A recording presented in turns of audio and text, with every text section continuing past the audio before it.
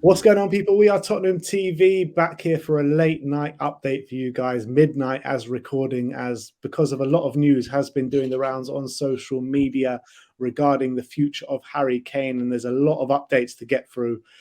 So it feels like something's happening now, and look, let's get through them and then we'll see what we think about it. It started off earlier on the day, straight after the friendly. Matti Moretto broke that Bayern are pressing to sign Harry Kane. Tuchel is crazy about signing him.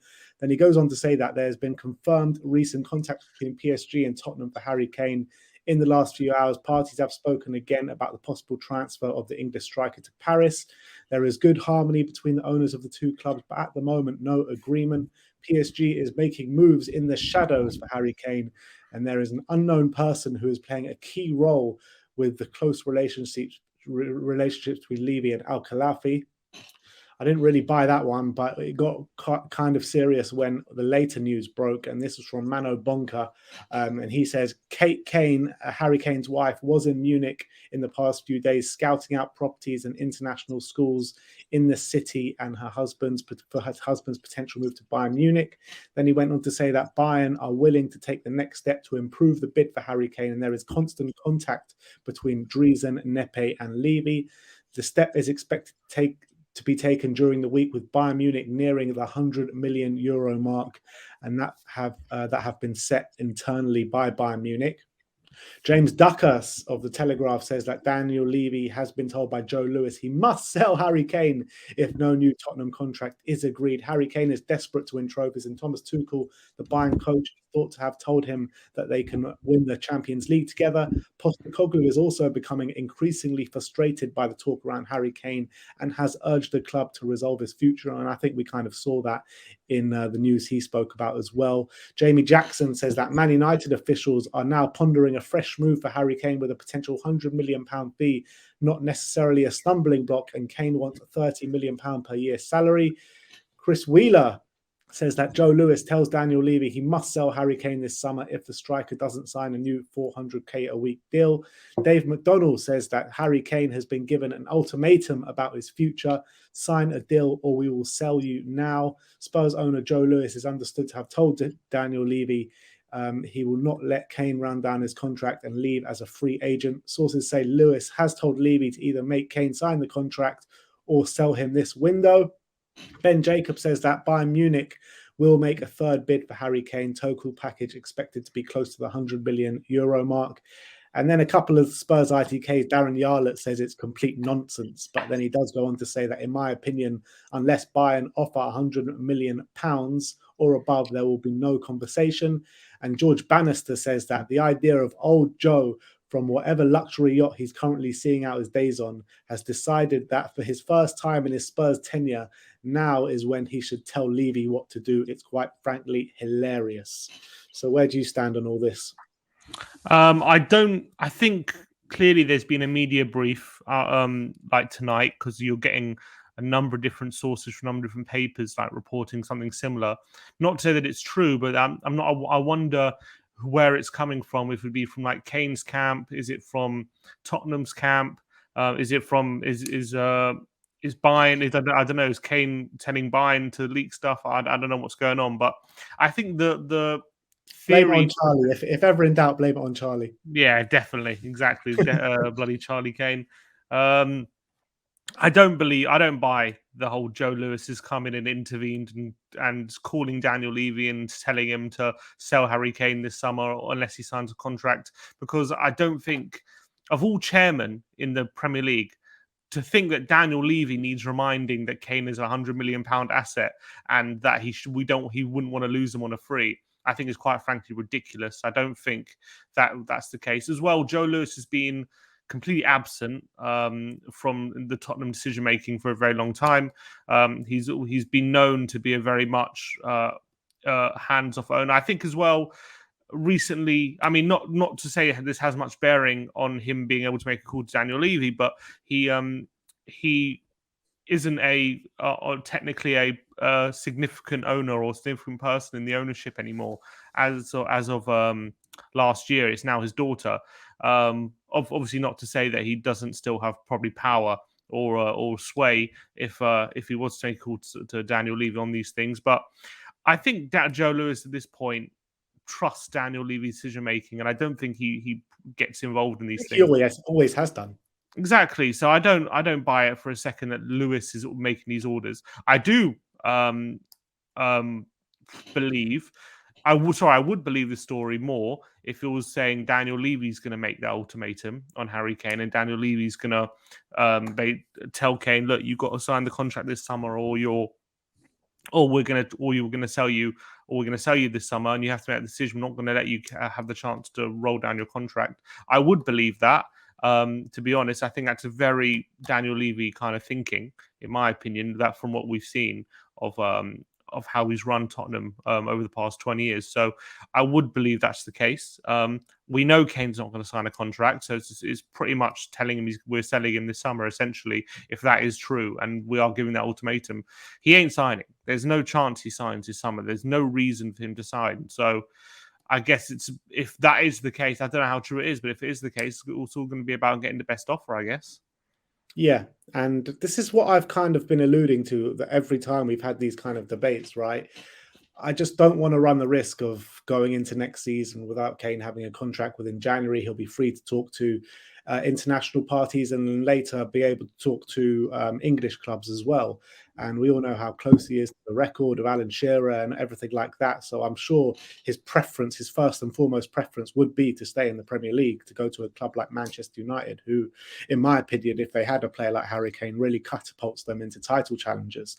So I think, like, right now, I've been kind of the thinking that Kane won't go to Bayern this summer, but I've kind of switching my thoughts now with all this stuff coming out. I kind of feel like there's no smoke without fire, and the news is just getting it more intense as the days progress. And whether you believe or not, the Joe Lewis and Harry and Daniel Levy stuff is by the by, in my opinion. I think like there is stuff going on in the background. It's clear for everyone to see, in my opinion, and it's just a case of if Bayern Munich are going to get close to that asking figure that Tottenham want for Harry Kane. They're talking about in the reports today 100 million euros, but it needs to get close to the 100 million pound mark if Spurs are going to consider the deal. I think Darren Yarler is. I wouldn't say I think he's spot on in what he's saying, that unless Bayern bid 100 million pounds, there won't be even conversation. I think there will be a conversation now, and I think that between, like I've said before, I think between 90 to 100 million, I think a deal will be struck for Harry Kane this summer to go to Bayern Munich. And you know what? As much as it is going to pain me, this is just my opinion, by the way. No factual things in here. Like, I feel like there's no good time to sell Harry Kane. That's the facts of the matter. There's no good time to sell Harry Kane, right? But I feel like this could be the best time out of what we've been through over the past 2 years since he tried to push that move to Man City. I feel like the team's going in a different direction now. I feel like different strikers can take up the mantle where they can really press high from the front and really suit an Ange Postecoglou system. Obviously, Kane is a world-class striker and he'll fit any system and he'll do well whatever. But if he wants to leave, I feel like this is a good time where we can move on more swiftly from Harry Kane than maybe we could have done in the past.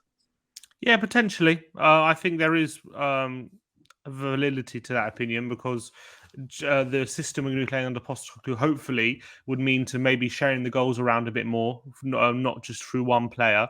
And hopefully, if we're getting a replacement striker in, yes, they might not hit the 30 goals, but if they get 10, if we get a new striker who gets 10 to 15 goals or 10 goals even, hopefully. You've got Kulusevski chipping in more. You've got Maddison can add goals to the team. So all is definitely not lost, even if Kane does leave. As much as people will point to, look where Tottenham finished last season without Kane's 30 goals and all these kind of things people say, I don't think that holds much water, in my opinion. I don't think it's a clever way of analysing the situation. I do think we can move on from Harry Kane, especially if we spend the money smartly. But for me, I don't think this news changes much. I think that Tottenham always wanted him to sign, and I think they're always going to push that. And I think always thought if Bayern do bid enough, that this deal can be done.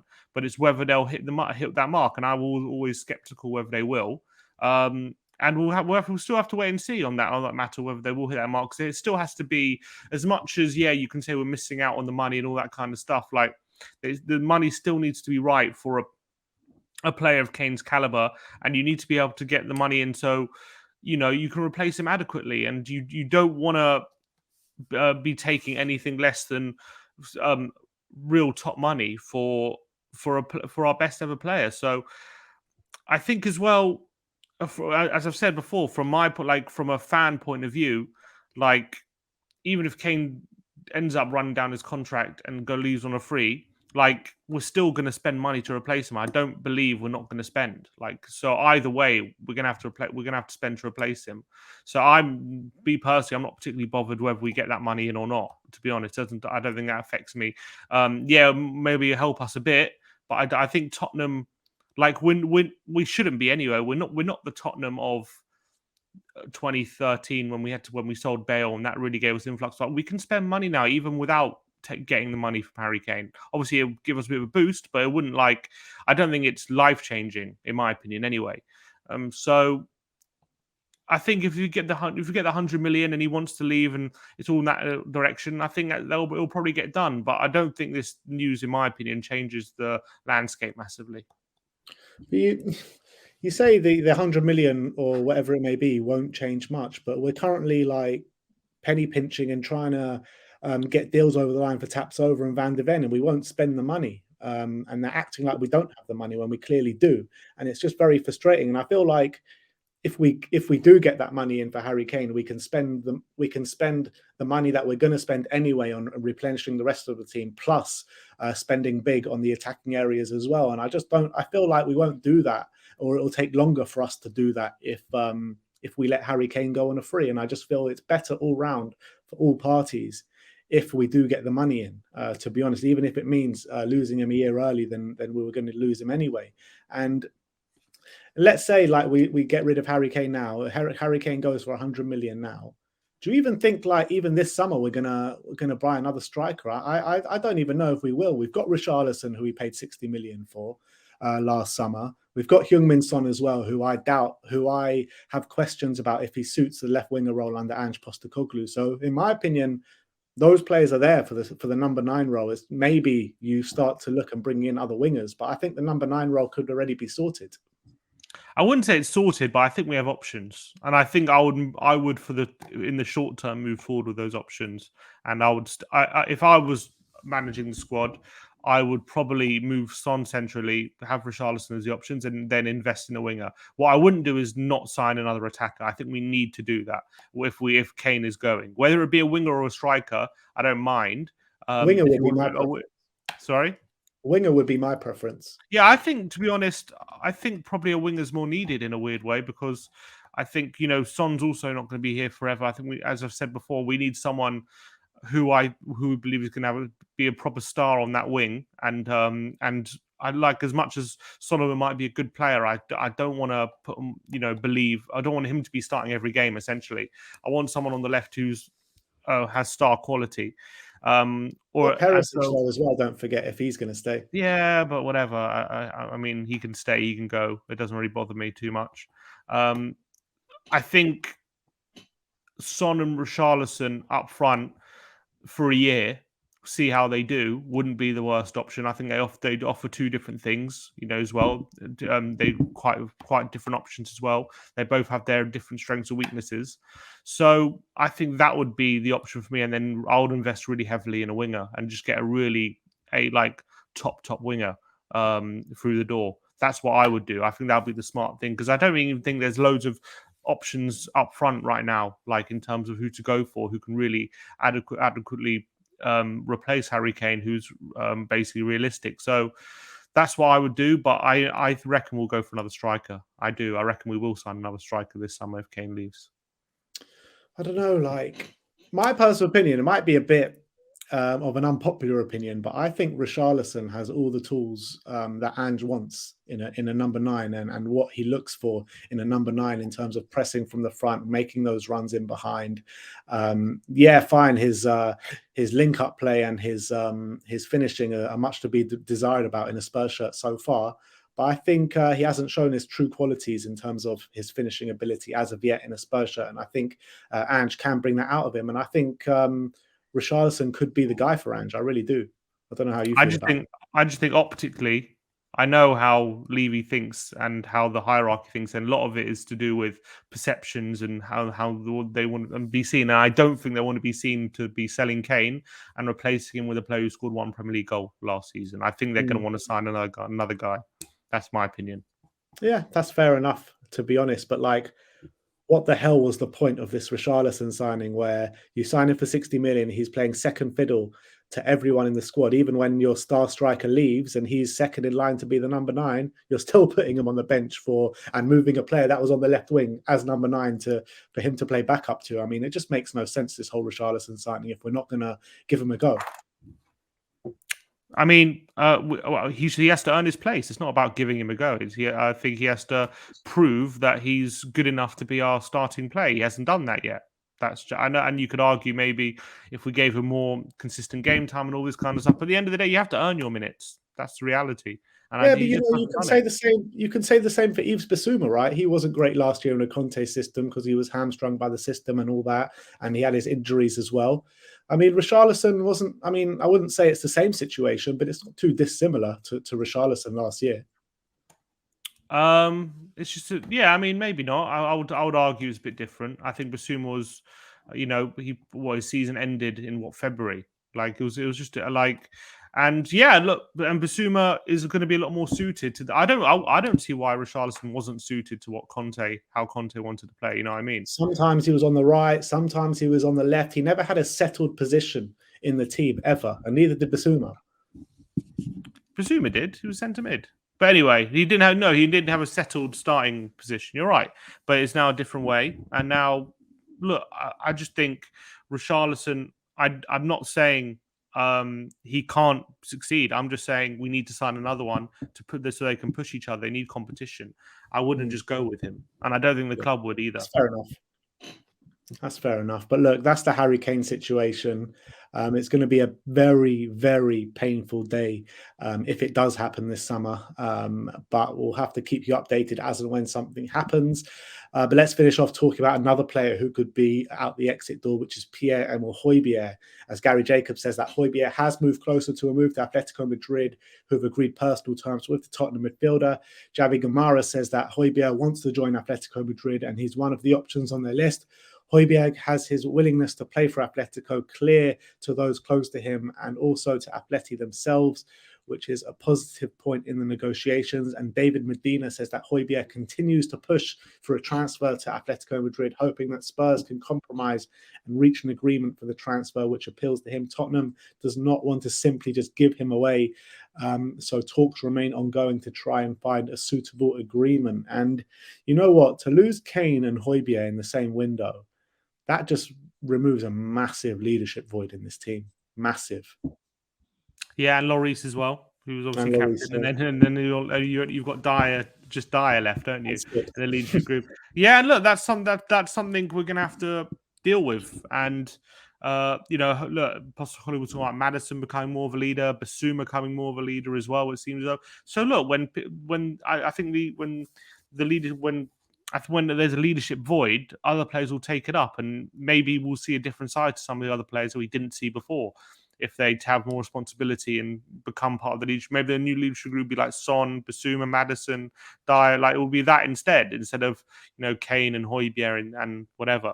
So I mean, it's a concern, but I don't think it's something to be overly concerned about. In my opinion, I don't think it's something to not sell Hojbjerg over, because I think you can deal with it. You deal with those situations. I think other players will step up. And I think it's important to, if Hojbjerg wants to leave, it'll be good to get the money from him, in my opinion, as much as he's a good player. And then that money we can use to, be getting a centre back. I don't even think if Hojbjerg leaves, it's a massive necessity to even replace him, to be honest. I mean, I think we might look to. It seems as though, according to reports, we probably will look to replace him. But in my opinion, I think I would much rather not replace him and sign an extra centre back rather than look to replace him. Yeah, that's assuming though that Ndombele, Lo Celso, and the players in midfield that have been talked about going stay as well. I mean, we can't deal with selling all of them because we'll Yeah, just no, of course. I'm talking about giving them another chance. Yeah, yeah. I'd rather Yeah, give them another chance and replace them essentially than yeah, yeah. yeah. No, I agree with you in that sense, and I think with the money coming in, if we do sell Kane and Hojbjerg in this one window, that means there is no excuse whatsoever not to bring in Tapsoba and Van der Ven. No excuse Mhm. whatsoever. Like, there's no penny pinching. If it There's no costs excuse 70 now, to million, be honest. yeah, there's no excuse now. But if we sell both of them, there's really no excuse. And they'll what can they say? What can they say? Like 70 million for two defenders that can be here for the foreseeable future and completely revolutionize our defense. Like, what excuses can they come up with without getting those two in if these two players go? Even if we just sell Hojbjerg, like say we get 30 million or something for Hojbjerg, but I don't see why that can't be invested in two centre backs. I really don't. I don't get it. Doesn't make sense to me. I think we should be able to spend it even now, considering how much have we heard that Spurs have wanted to invest heavily in centre backs for years now. Years and years we've heard it, and it just hasn't happened. And now all of a sudden we're getting to a stage where it's just like we literally had our worst ever Premier League defensive season. Literally, it's got that bad, and now we're still sitting here and with no centre backs, and like, we can only go for one, this or that. When we need depth, we need quality, and we need numbers there. So one just isn't enough. So yeah, especially if we sign Hojbjerg, if we sell Hojbjerg, I don't see any excuse not to go big on centre backs. Yeah, and on top of that, you're talking about sales for players like Davinson Sanchez, Joe Rodon potentially, and all these players that could be leaving. You're talking about a hefty bit of money coming into Spurs this summer. So there is literally no excuses whatsoever to get this centre back situation sorted. But look, that is the situation as it stands regarding Harry Kane and Pierre-Emile Hojbjerg. I want to know your opinions, guys. Put them in the comment section below.